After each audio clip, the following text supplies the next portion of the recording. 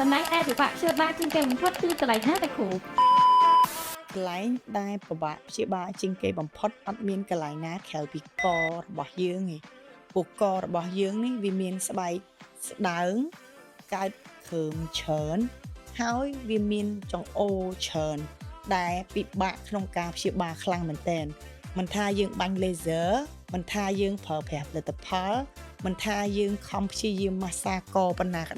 ដោយសារនៅចង្អូរកកដារបស់យើងនេះវាមានកន្លែងកពេញមួយដែលវាជួយ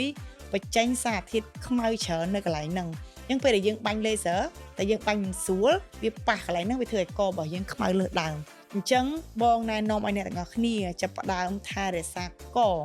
យើងលាបជា skin care យើងលាបជាលេការពារកម្ដៅថ្ងៃយើងលាបជាសេរ៉ូមឲ្យច្រើនជួយផ្ដល់សំណើមនៅកន្លែងកជាពិសេសបើអាចទៅរួចយើងគួរតែពាក់អាវដែលជិតក